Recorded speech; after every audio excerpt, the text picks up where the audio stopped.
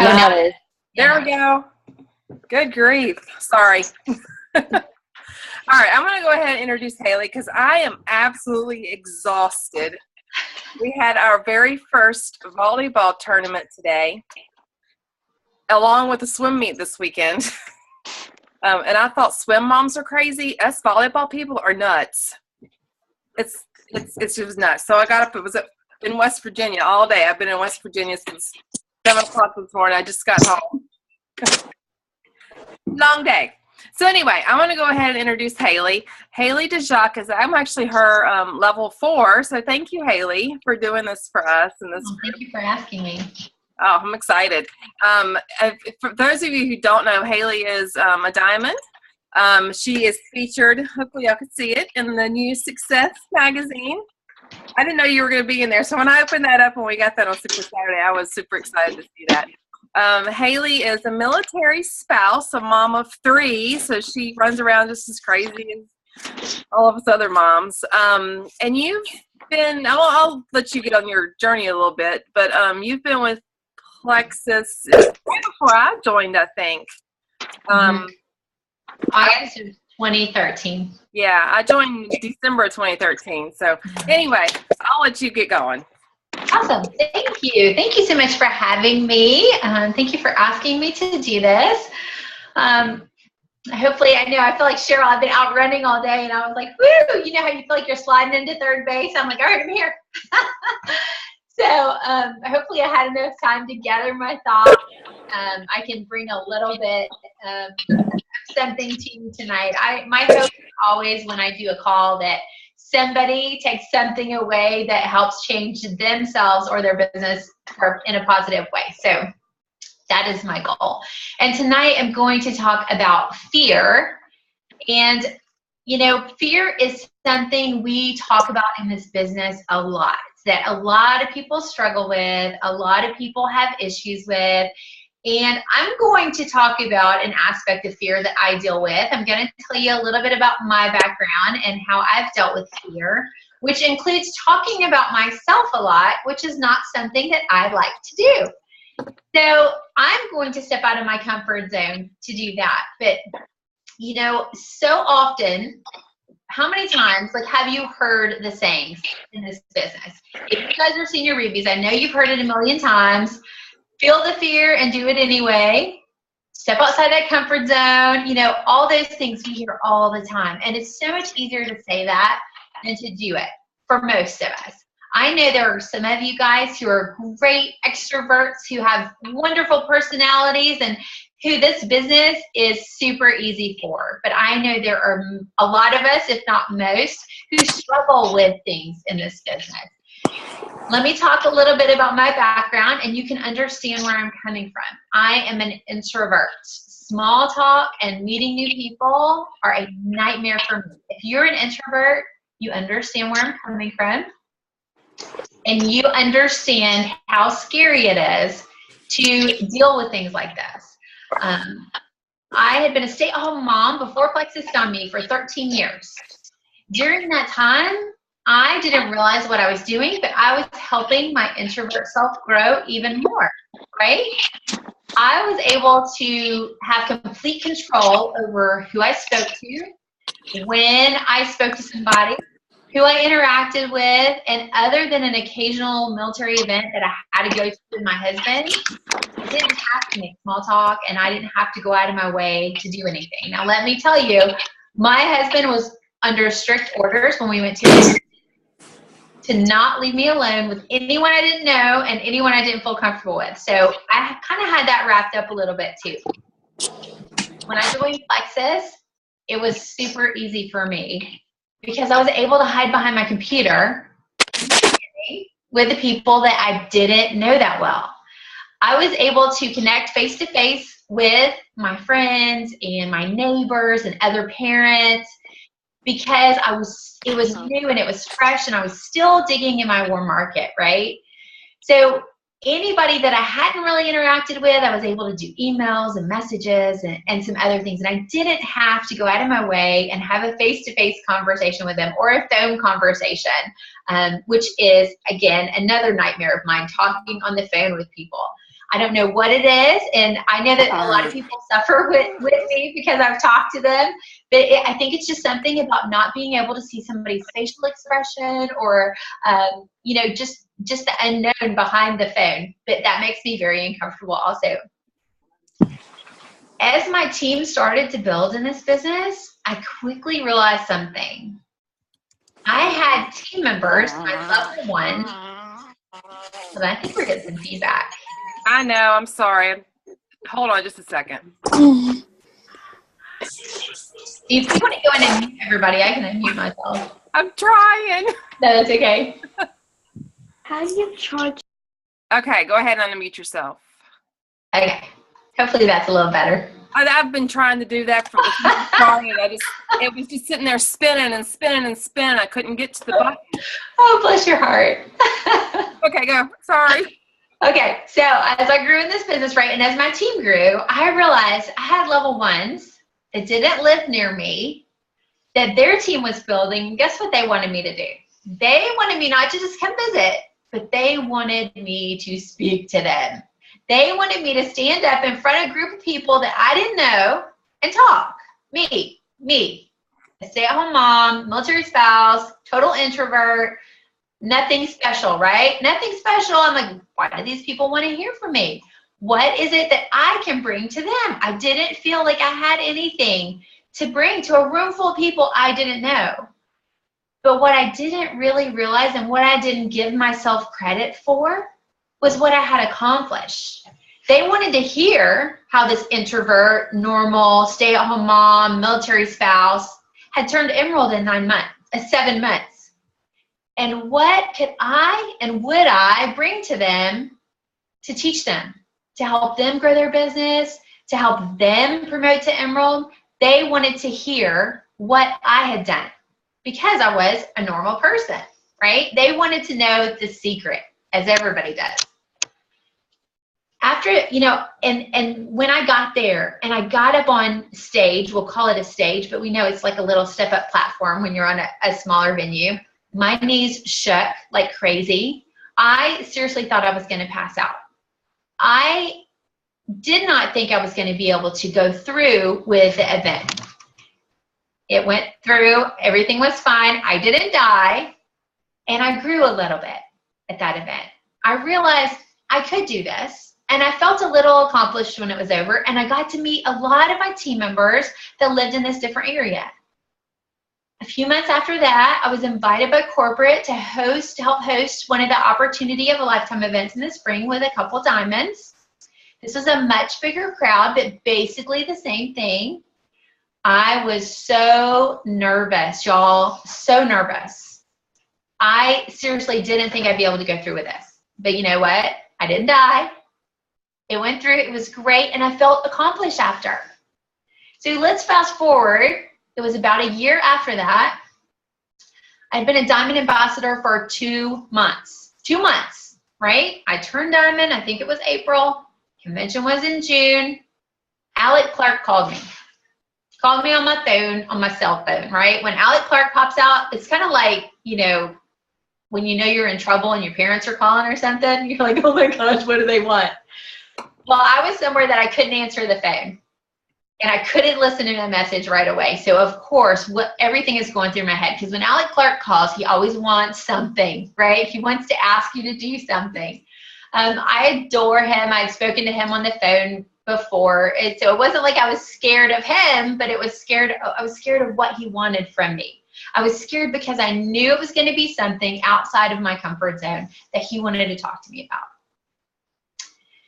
So I called him back, and he asked me to represent the diamonds on stage at convention in Phoenix. Me, stay-at-home mom, military spouse, brand new diamond ambassador. I'm thinking, did he forget? I want to say, Alec, did you forget who's going to be on the stage with me? Do you not know all the other diamonds? Why are you asking me? What do I have to bring to the table? What is it that you think I can say that everybody else up there can't say, and say better and be smarter about it and be more engaging and witty and, just totally eloquent? I can't do that. But I told him I would. Y'all, there were 10,000 people in that crowd. 10,000 people. And this time I'm on a real stage, not a platform, but a real stage. The night before I got ready to do that, we were at winter's dinner, I think. I had to leave. I was so nervous. I thought I was going to be sick. I twice almost picked up my phone to call him and tell him I couldn't do it, because I knew people would step up. I knew there were diamonds who would be like, oh yeah, I'll do that. No big deal. I almost canceled twice. That morning, I kicked my roommate out of the room and I said, I have to pray, because that is the only thing that's going to get me through. And I need time. I need time to think about what I'm going to say. I was horrified. And you know what? I did it, and I didn't die. And in fact, I grew more in those 5 minutes than I had grown probably in the last 6 months of my business and my time in Plexus and in my personal life. So I realized after that event that no matter what the reason, I had to seize any and all of these opportunities I was given. Not because I thought I was special, because I sure as heck didn't, and I could not figure out why I kept getting these opportunities. Not because I had any answers. I knew that I didn't know any more than any other diamond on that stage. Not because I even thought I was good at this. I mean, I doubt myself all the time, as I know most of us do. But because if I did these things, if I continued to do these things, if I didn't say no, I would grow. I would develop. I would become a better person, a better leader, and a better Plexus ambassador. And no matter how scared I was, no matter if I thought I was going to die or throw up or not be able to speak, or I thought my knees were going to shake so loud, I seriously thought people could hear them in Phoenix, y'all. That's how bad my knees were shaking when I was up there. It was going to help me. So I tell you this because, like I said, I'm not one to talk about my accomplishments. So that was kind of out of my comfort zone to do. But I want to share this with you, not to brag on anything that I've done, but because, like I said, if I can do this, a stay-at-home mom of 13 years who really didn't talk to anybody she didn't want to, as an introvert. Like, I didn't even talk to the people at the grocery store that asked me questions. I was like, I'm shopping, don't talk to me, don't talk to me, don't talk to me. I don't need any more friends. But if I can do this, you can do it too. And anybody on your team can do it. Even if you are so full of fear, you feel like you're going to be paralyzed. So remind yourself, and especially those team members that you may work with as a leader, every time you were scared of something offered to you, whether it's giving your testimony at a small meeting or event with like 5 people there, or at a Super Saturday event with 1,200 people there, this is an opportunity for you, not just for those you speak to, not for what you can bring to those you're speaking to, but what you are doing for you. You need this. And if you want to be successful in your business, you have got to seize these opportunities and take advantage of them. Fear in this business can often be defined as false evidence appearing real, right? Self-doubt. What we fear in this business is not our ability. It's not that we're not smart enough, that we're not able to do it. It's that we think. It's what's here telling us that we can't. That's what was telling me that I'm not smart enough. I'm not good enough. I'm not the one that should be up on that stage. But there was a reason that they asked me. I still to this day have no idea. But there was a reason that they asked me. Don't let this fear keep you from doing something that can help you as a person or you in your business. So I was scared and I had fear because I perceived myself a certain way, right? I thought that I wasn't good enough. I thought that I shouldn't be doing this. Somebody else should be doing this. So I want to share with you some truths about fear. So here are 5 truths about fear. Number 1, the fear will never, ever, ever, ever, ever go away as long as you continue to grow. Last convention, I was asked to MC the Ambassador to Silver group. I think there were about 12,000 people in there, or 10,000 again. I worked with Sarah Marble, Sheila Medina, Rebecca Davis, she's Rebecca Folks now, and Brenda Martin. Now, when I heard I was going to MC them, I'm like, oh my gosh, they are so good. They're those people, right? They get up there, they knock it out of the park every time. They always say the right thing. They train perfectly. I'm like, they are just so skilled. How am I going to come in there and bring them on the stage? Like, how can I do them justice because they are so wonderful? Well, you know what I found out? We were in a group chat together. They all have fears too. They all don't feel like they're worthy to be doing what they're doing or training on what they're training on. They doubt themselves also. And just being in that chat group and listening to their everyday issues like I have, and how they feel about themselves about certain things, made me feel so much better, because it made me realize that even those people that I look up to in this business, or that I think have it all together and this is nothing for them, like they do it with their eyes closed, no big deal, they have many, if not all, of the same fears that I have. But they've learned to cope, that like I have, they've learned to get up there and do their best, and hopefully it comes across as not being fearful. Number 2, the only way to get rid of the fear of doing something is to go out and do it. Let me grab some water real quick. So here's the deal. What if I would have been so scared to go to my first big team event where I didn't know but 2 people on my team in that area when I went, and I think there were like 300 in attendance. What if I had decided I was too scared to do that? What if I had decided I wasn't going to go? Or what if I had called Alec the night before I was supposed to go on the stage and said, you know what, just have somebody else take my place. It's going to be totally easy for you. A lot of people have done it before. It's not a big deal. What would have happened to me? It wouldn't have changed. There would have been a great speaker representing the Diamonds. I'm sure somebody on my team, one of my leaders on my team, would have stepped up to that event that I went to. It would have changed me more than it would have changed anybody else if I did not take advantage and do those things. Number 3, the only way to feel better about myself is to go and do it. You know, I'm going to tell you, no matter how scared I was, and I'm relating this everything to me speaking in front of crowds and me coming out of my introvert shell, and maybe that's not your fear, but use these examples I'm giving and put your fear in there. Think about you and what you deal with, or if you have a team member that deals with this fear to an extent, think about what they deal with.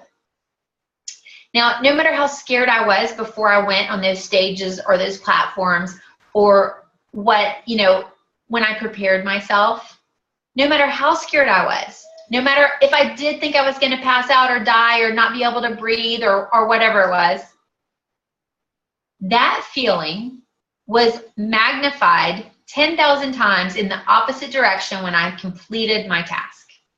When I walked off that stage at convention, I felt so accomplished and so good about myself for just going through with that. And it made me feel like I had done something amazing. Nobody else knew that. Nobody else knew how elated I was. But it helped me. Just like if I would have not done it, it would have only harmed me. Number 4, not only am I going to experience fear whenever I'm on unfamiliar territory, so is everyone else. Y'all, I see this in my kids every day. I have 2 teenage girls and a younger daughter. If y'all have children that are kind of that age, I can't remember what age they start this at, that they feel like no matter where they are, all eyes are on them. No matter what they're doing, everybody sees them. If there's a hair out of place, oh my gosh, Mom, you didn't tell me my hair was out of place. We are at the grocery store. Nobody cares what your hair looks like, right? We're there to buy some apples and some milk. But they feel like all eyes are on them. They feel like they have a spotlight on them all the time. And they are so careful and cautious about everybody around them. And they're so fearful that they're going to do something that maybe will embarrass them or make them uncomfortable. They don't realize that everybody else in that grocery store may feel the same way. You know, some of us don't care what our hair looks like when we go to the grocery store, but you know what I'm saying? Anybody, if you're uncomfortable, a lot of other people are too. So realize that. And like I said, once I was in that group chat and I realized that Sarah Marble had days where she was like, oh my gosh, I don't ever feel like I'm going to get my notes together, then it's okay. She's not perfect, even though I think she's pretty darn close still. You know, she has issues too. She has kids. She has a husband. She has everything else that we deal with on a regular basis. Everybody else has fear. And number 5, pushing through fear is less frightening than living with underlying fear that comes from a feeling of helplessness. If I would have never, ever, ever done anything that I have been offered, if I said no, and there are some diamonds that I know that do this. No, thank you. I don't speak in public. Not my thing. How accomplished would I feel about those situations? Knowing that I had just turned every single thing down and nope, not my thing. I would not know what I was missing. I would not know the growth that I had experienced. I would not know that I could push myself to those limits and come out on the other side feeling 10,000 times better than I had felt worse. So my goal for this call is to let you all know, to help you realize that everyone has fears. Now, it may not be public speaking, because some of you can grab a mic and knock it out of the park. That's just something that I have really had to cope with and learn in this business, something that I've had to develop myself, and I've really worked hard on doing. If you go out and seize any opportunity to grow and develop as a leader, I know Cheryl went and got her holistic health coaching certificate. That was something important to her. And I'm sure when she started, maybe she had a fear that, okay, I don't know if I can do this. I can't fit this in my schedule. What am I thinking? I don't know if I can learn all this stuff that they're throwing at me. I don't even know how to pronounce this word. I can guarantee there was fear. She had fear. And then when she accomplished it, oh my gosh, like how proud was she? How proud was her husband? How proud were her kids? How proud were all of us, you know, on her team that work with her? We were so happy and excited for her. But I guarantee there was a fear there when she did that. So take the opportunities that are given to you. Seize those to grow and develop, whether it's becoming a better leader, a better you, because you will see rewards far beyond anything you ever imagined. And you can do this. You can do this business. You can be successful. But you have to decide how far you're going to push yourself and how you're going to make it happen. You know, we all have strengths. We all have weaknesses. And something that I really try to work with my level 1s and my leaders that I coach on a regular basis is to take time each day to focus on your talents and your strengths and remind yourself how great you are, whether you can see that or not. And like I said, that's something that I've always had issues with. You know, I'm not boastful, and I don't like when other people boast, because I'm kind of like, if you're that great, people are going to know it. You don't have to tell everybody. But sometimes you need to boast on yourself a little bit. Sometimes you need to know how great you are to others. And I'm going to challenge you guys what I challenge my leaders and my level 1s to do that I work with. I want you to reach out to an upline or 2, a downline or 2. You can do 2 people, you can do 4 people. Ask them to share with you maybe what your 3 strengths are in this business as a leader or as a person, whatever you want to ask them, wherever you feel like maybe you have a little more doubt, or maybe all of it. Ask them why they, share with me the strengths that I have and why you think I'm successful in this business. What do you think is it that makes me successful? Or what do you think is it that others see in me that allows me to have success, or that you like about me? What do you feel are my strengths? And then take those things and compile them all together and keep them where you can read them regularly. But most especially, keep them somewhere where when you're having that day where you doubt yourself, when you've talked to 2 team members and you just are like, I just, those days. Then step back for a couple of minutes and read those things about yourself. Read those strengths. And I tell you, I keep them in my phone, in my notes. I have some team members that write some things, and every time I read them, I cry. And I cry again. Because what others see in you, you often don't see in yourself. You don't understand how great you are to others. Maybe you don't feel great, but what you bring to others and what they think of you says so much. And if you have this where you can look at it, before I went on stage at convention, I reached out to a dear friend of mine who, she's in ministry, and I asked her to pray for me. And instead of vocally praying for me, she wrote out a prayer for me. And I kept that with me. And I bet I read that thing 1,000 times before I walked out on that stage. And it was a prayer just for me and just for how I performed that day for this 5 minutes on the stage. But I still have it. And when I doubt myself, I read it.